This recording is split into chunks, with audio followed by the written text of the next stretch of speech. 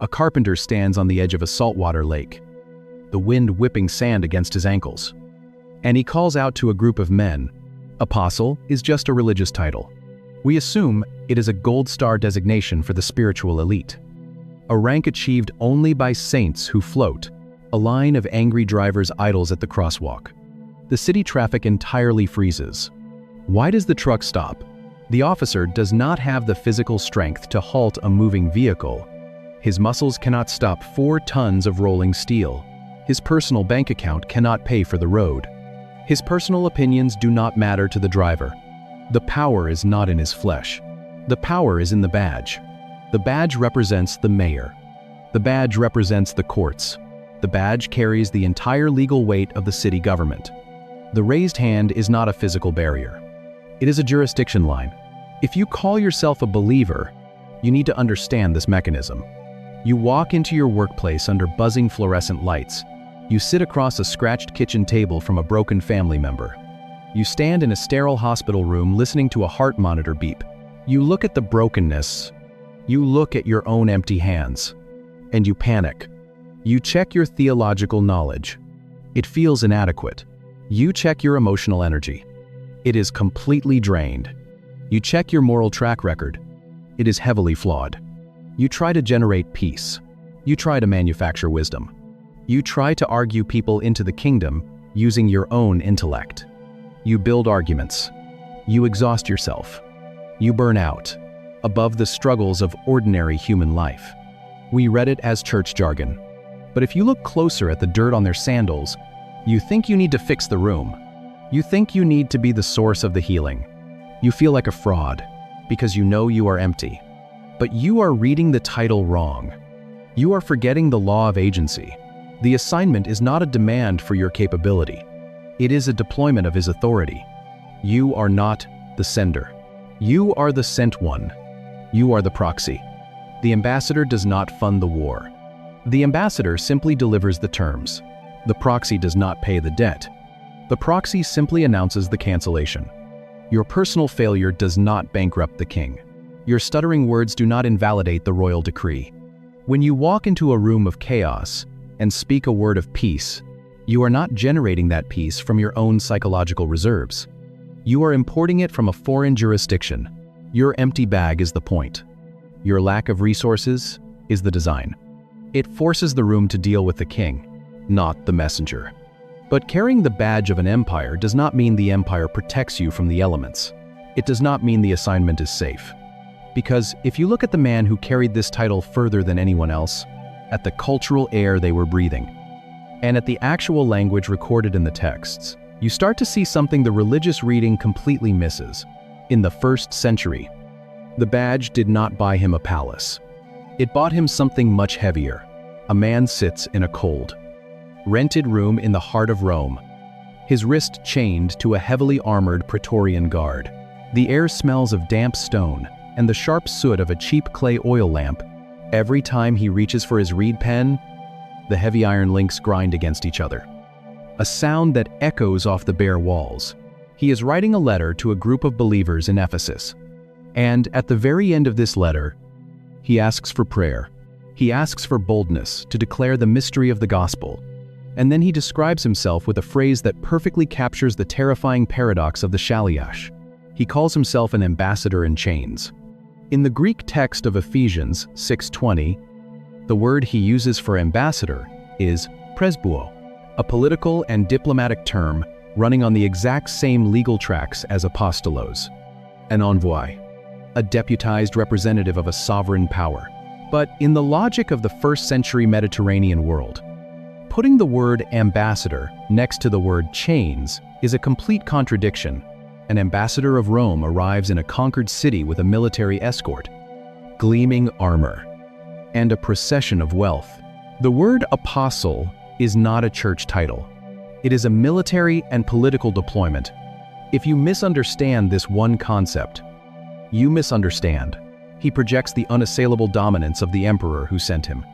If an ambassador is captured, beaten, and thrown into irons, the empire has been humiliated. The sender has been disgraced. Yet Paul writes this phrase without a single ounce of shame. He understands that the kingdom he represents does not operate on the currency of human dominance. When he steps onto a foreign shore as an Apostolos, he is carrying the absolute authority of the resurrected Christ, but he is carrying it in a physical body that is actively being broken by the world. The iron binding his wrist is not a failure of the mission. It is the subversive uniform of a different kind of king.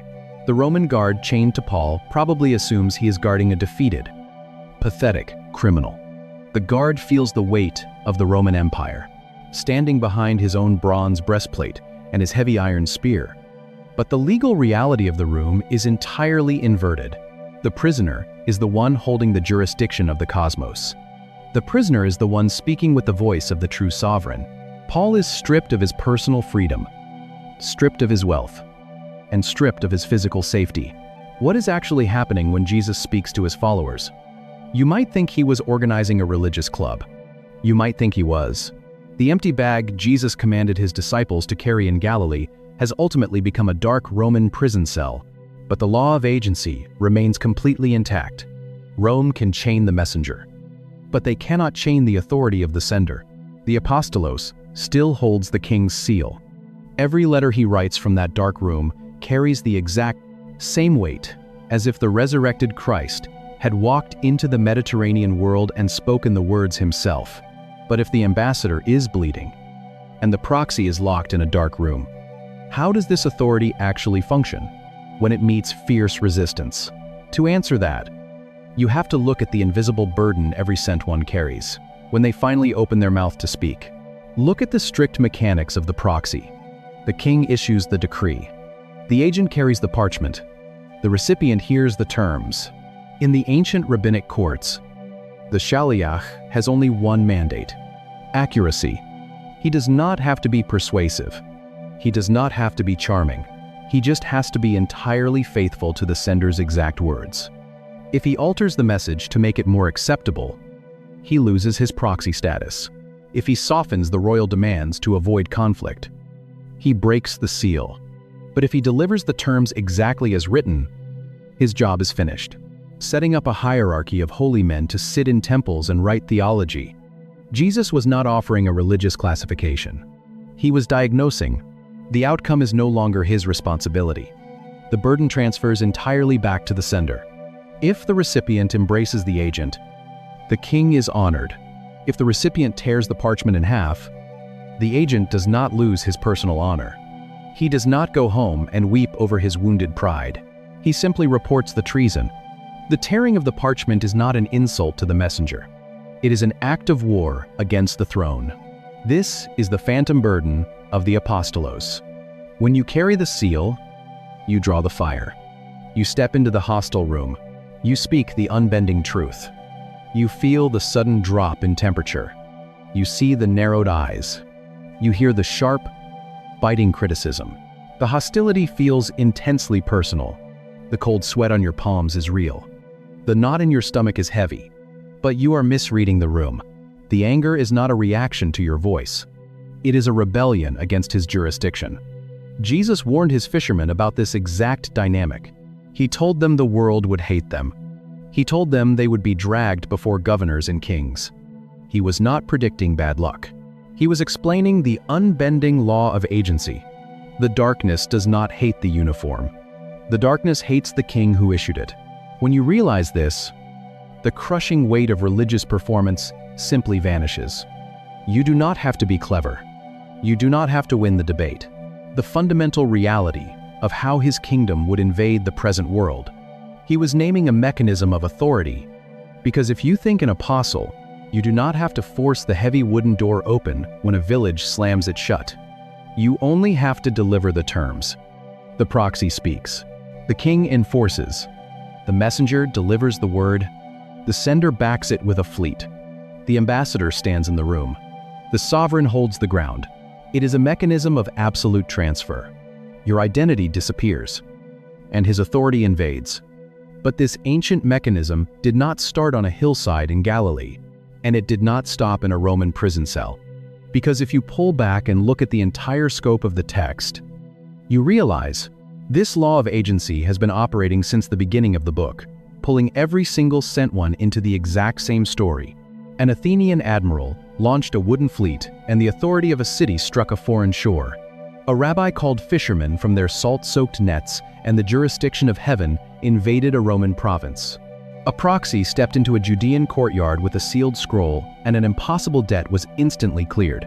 12 men walked down dirt roads with empty bags, and the power of a king healed the broken. A prisoner wrote letters in grinding iron chains, and the boundaries of an earthly empire were permanently redrawn. Is just a very holy person who starts churches. Christianity becomes something you observe from a distance. It becomes a museum you visit on weekends. A messenger stood in a hostile room and delivered the exact terms, and the burden of the outcome shifted back to the throne. A sent one arrived, with absolutely nothing to offer, and the sovereign God filled the space. One legal code. One unbroken seal. But maybe the part that stays with me most is the empty bag on the Galilean road. The image of a man walking into a village with no bread. No copper ringing in his belt. And no extra tunic. Not as a test of his physical endurance. Not because poverty makes him holy. But because an empty bag is the ultimate visual proof of the proxy. The less he has of his own, the more obvious it is who is actually holding the jurisdiction.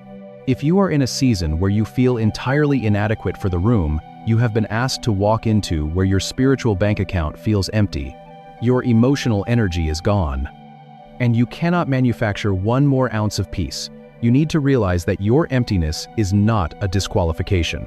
It is the exact prerequisite for the assignment. You are not the sender. You are the sent one. You do not have to generate the authority. You only have to carry the badge. If this opens something in you, subscribe.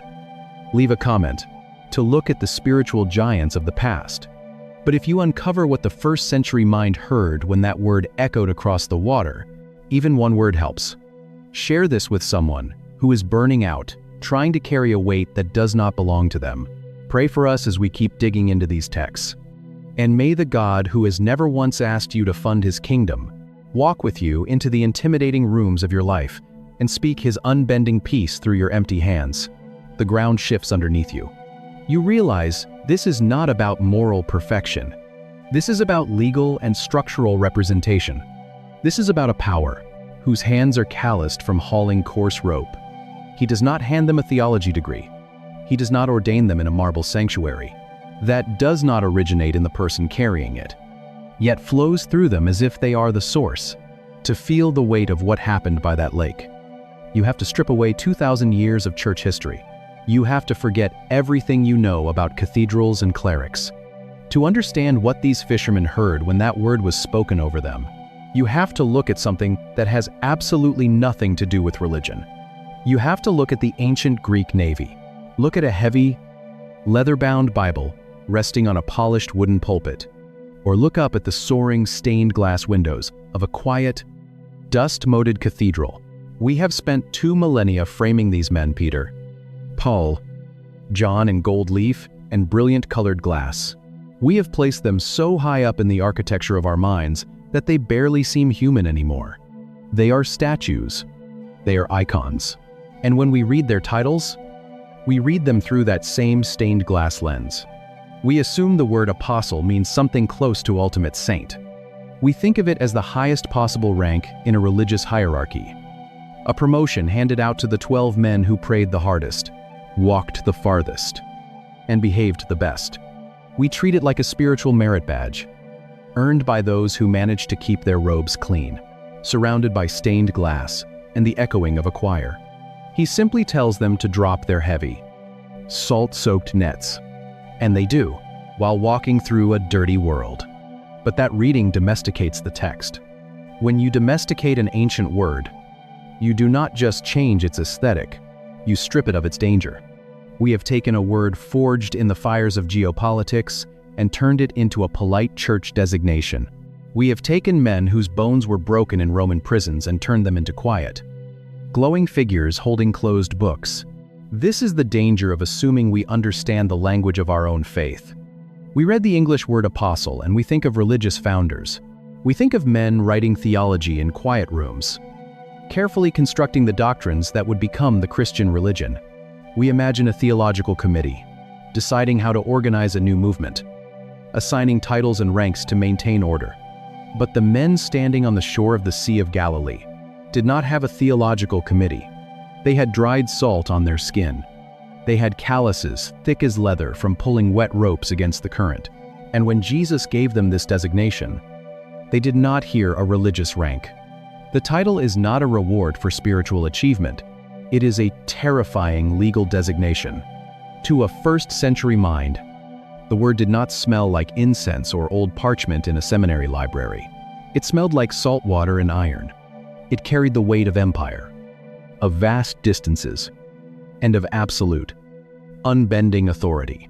They do not know they are about to shatter an empire. They do not know their names will be carved into the foundation stones, because long before this word ever found its way into a New Testament letter, it was being shouted across the wooden decks of warships in the Mediterranean Sea. To understand the authority Jesus was actually handing over, you have to leave the quiet sanctuary. You have to walk down to the ancient docks of Athens. Stand on the docks of ancient Athens. The 5th century BC, the blinding Aegean sun beats down on the military harbor of Piraeus. Hundreds of warships. The Athenian assembly convenes. A crisis is named. A commander is chosen. He is handed a mandate. He is given a fleet of swift Athenian triremes. For centuries in ancient Greece, this exact naval deployment had a name. The Greeks called the fleet, the expedition, and the admiral himself, an apostolos. Once the fleet disappears over the horizon, the assembly cannot micromanage. The commander must carry the mind, the will, and the total authority of Athens. When this commander lands on a foreign shore, he does not speak for himself. If he draws a sword, Athens has effectively declared open war. The admiral is not an errand boy. He is the presence of the state, made portable. It is a transfer of complete, total legal jurisdiction. Whoever receives the apostolos receives the sender. Whoever rejects the apostolos rejects the sender. The identity of the man is swallowed by the government's total authority. When a rabbi from Nazareth decides to launch his own invasion, he reaches right past the polished religious vocabulary of the temple priests to speak of a city not yet built. They only know the voice of the man standing on the shore. It happens here by the water. He reaches for a word that carries the weight of a fleet. But to see how he weaponized this concept, look at Mark chapter 3 today. Look at the ink on the page in Mark chapter 3, verse 14. Jesus is standing on a steep hillside in Galilee, pulling away from the crushing. Desperate crowds pressing in from the valley below. He calls 12 specific men up the incline to join him. And the text says this: He appointed 12, that they might be with him, and that he might send them out. The word translated as send them out is the Greek verb apostello, and the noun he assigns to these 12 men is apostolos. It is built from two smaller pieces of architecture: the prefix apo, meaning away from, and the root stello, meaning to send, to dispatch, or to equip for a voyage. It is the exact same word the Athenian assembly used when they launched bronze-shielded warships into the Aegean Sea. But there is a layer beneath the Greek. Jesus and his fishermen were not conducting their daily lives in Greek. They were speaking Aramaic, and their minds were entirely wired by ancient Hebrew tradition.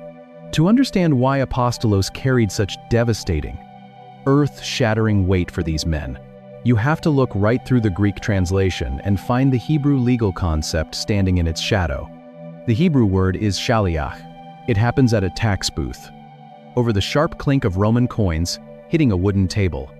It happens years later on a blindingly hot road.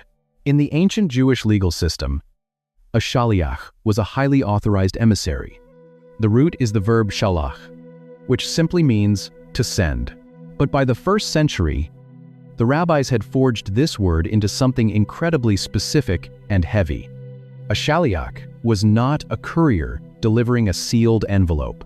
A shaliach was a legally deputized proxy. If realizing that the language of your Bible is layered with this kind of ancient military and legal code is changing how you read the text, you're exactly who this channel is for. Drop a thought in the comments and hit subscribe, because every week we go deeper into the text than you knew was possible. So, the Shaliach receives his commission. He is authorized to sign business contracts, to finalize marriages, to buy property, and to initiate legal divorces. And he does all of this on behalf of the sender, acting with the exact same authority as if the sender were physically standing in the room. The Talmud, the central text of Rabbinic Judaism, would eventually codify this relationship with one terrifying legal maxim: a man's agent is exactly equivalent to the man himself. That single legal reality changes everything about what Jesus is doing on the hillside. When he looks at these 12 men with calloused hands and designates them as his Shaliachim, his Apostoloi, to Damascus, with a flash of light so violent it leaves a man choking on dust and temporarily blind. Same action, again and again. He is doing something far more dangerous than assigning them to go preach a nice sermon. He is not giving them a theology to memorize.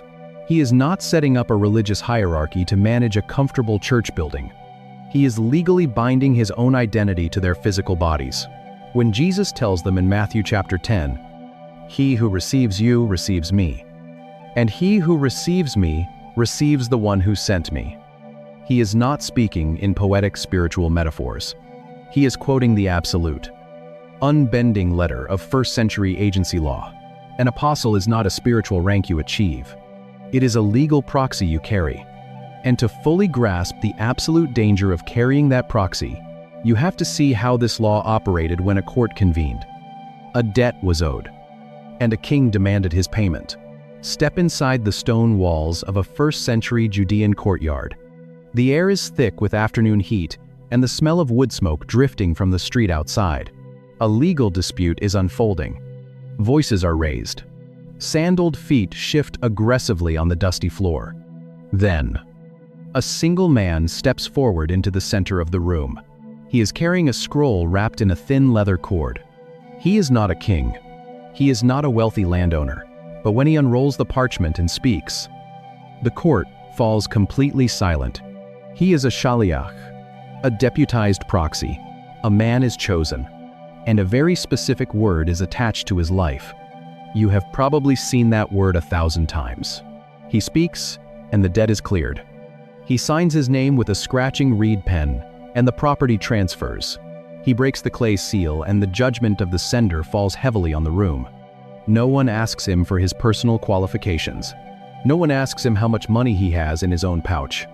They only ask one question: whose seal is on the document? Now watch what Jesus does immediately after giving his disciples this exact legal title. He sends them out 2 by 2 into the dusty roads of Galilee, and he explicitly commands them to take absolutely nothing for the journey. No bread, no bag, no copper coins ringing in their belts, no extra tunic. They are stripped of every possible human resource. Most people read this and assume Jesus is testing their faith. We think he is teaching them how to be humble, how to rely on the kindness of strangers, or how to suffer for the gospel. But look at it through the lens of ancient agency law. If a man walks into a village with a heavy purse, a sword, and a bag full of bread, he possesses his own power. He can negotiate. He can buy his own way. He can act on his own behalf.